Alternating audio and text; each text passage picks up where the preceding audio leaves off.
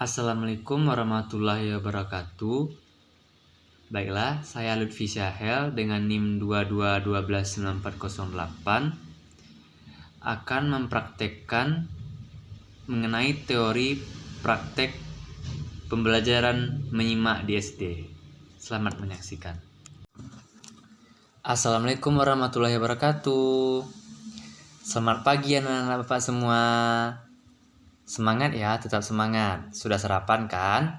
Nah, ada yang tahu nggak kita pagi ini mau belajar apa? Ayo. Nah, pagi ini kita akan masuk ke pelajaran menyimak. Nah, untuk itu, anak-anak Bapak semua perlu memasang telinga dan mendengar dengan baik. Nah, Bapak punya sebuah buku biografi. Nah, Bapak akan membacakan penggalan dari isi buku ini. Nah, setelah Bapak bacakan nanti, Bapak akan memberikan 5 pertanyaan tentang buku yang telah Bapak bacakan tadi. Nah, setelah itu, siapa yang bisa menjawab dengan benar, Bapak akan memberikan hadiah. Nah, sekarang Bapak akan membacakannya. Tolong telinganya dipasang dengan baik dan benar ya. Nanti Bapak tunjuk. Nah, Andi Mulia. Syahrul Tarun Yusuf adalah seniman yang tulen. Begitulah pendapat Andi Mulia tentang Syahrul Tarun Yusuf. Nah, mari kita simak lagi. Melihat perkembangan dari hasil lagu-lagu ciptaannya dari dulu hingga sekarang ini, saya menilai bahwa Syahrul Tarun Yusuf itu adalah seorang seniman tulen. Semua lagu-lagu ciptaannya selalu berbobot dan disenangi oleh segala lapisan masyarakat Minang sampai sekarang ini. Nah, lagu-lagu ciptaannya akan selalu hidup di tengah-tengah masyarakat kita. Sementara di usianya yang telah mendekati senja seperti sekarang ini, ia pun tidak pernah merasa lelah dan berhenti menciptakan lagu. Disinilah kelebihan dan kehebatan yang menunjukkan bahwa ia adalah seorang seniman sejati, berkarya tanpa mengenal batas usia. Dulu saya begitu tertarik dengan lagu ciptaan Syahrul Tarun Yusuf yang berjudul Gasyang Tangkura.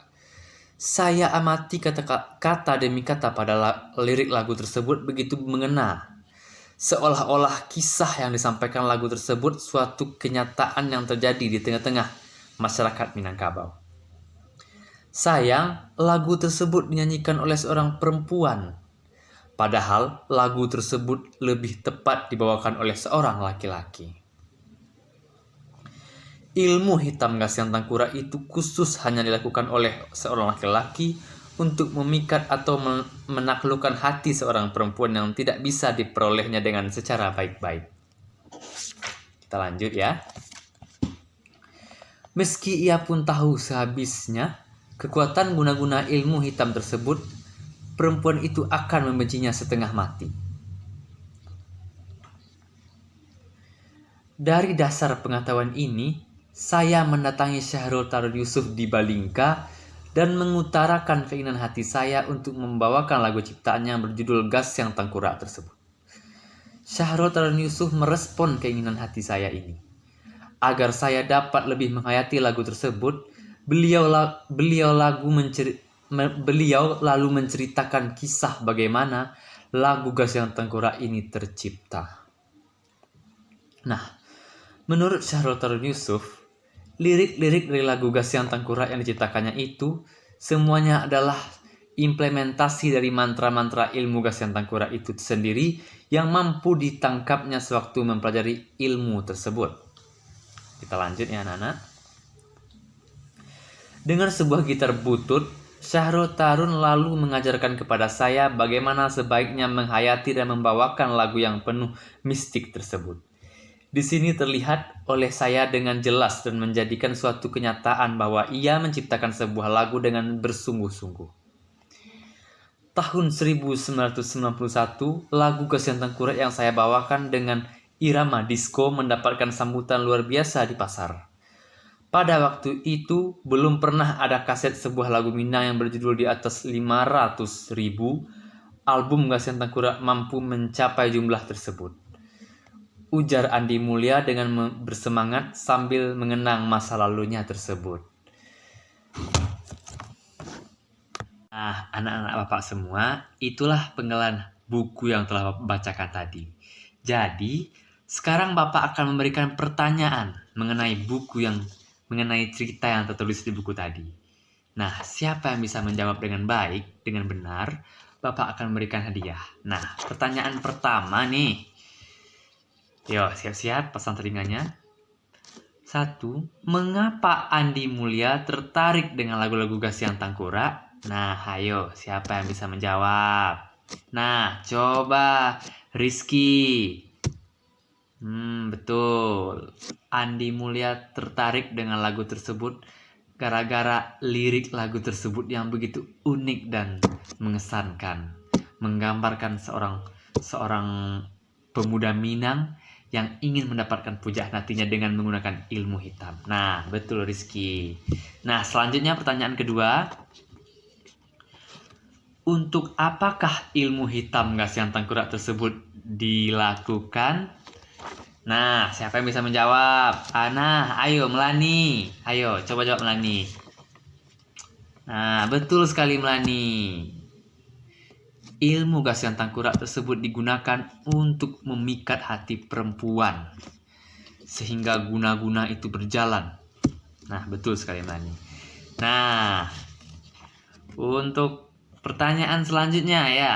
Bagaimanakah reaksi Syahrul Tarun Yusuf pada saat Andi Mulia mendatangi rumahnya di Balingka dan Andi mengutarakan niatnya untuk membawakan lagu tersebut? Nah, ayo, siapa dari anak-anak Bapak yang bisa menjawab? Nah, coba Doni. Nah, Syahrul. Ya, betul sekali. Syahrul Tarun Yusuf merespon Andi Mulia dan mendukung Andi Mulia untuk membawakan lagu tersebut karena belum pernah sebelumnya lagu itu dibawakan oleh seorang laki-laki. Mantap Doni. Nah, pertanyaan selanjutnya nih yang keempat. Bagaimanakah menurut Syahrul Tarun Yusuf lirik-lirik lagu yang Gasian Tangkurak yang diciptakannya tersebut? Nah, siapa nih yang bisa menjawab? Coba Rizka. Nah, betul sekali Rizka.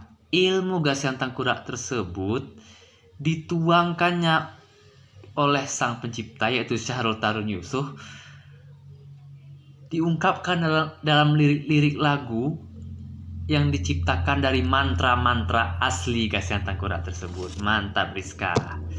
Jawabannya benar. Nah, selanjutnya untuk pertanyaan terakhir ya anak-anak Bapak. Ini pertanyaan terakhir nih ya. Siapa yang bisa menjawab ya? Pada tahun berapakah lagu Gasian Tangkurak tersebut dibawakan oleh Andi Mulia? Ini pertanyaan mudah nih. Siapa tadi yang menyimak dengan baik dan benar pasti bisa menjawab. Nah, ayo siapa? Angkat tangan. Nah, coba. Dini. Ya, lagu tersebut dibawakan untuk pertama kalinya oleh Andi Mulia pada tahun 1991. Nah, tepuk tangan untuk kita semua yang telah bisa menjawab. Untuk hadiahnya akan Pak berikan setelah ini. Nah, sekianlah hasil pembelajaran kita pada hari ini ya, pembelajaran menyimak.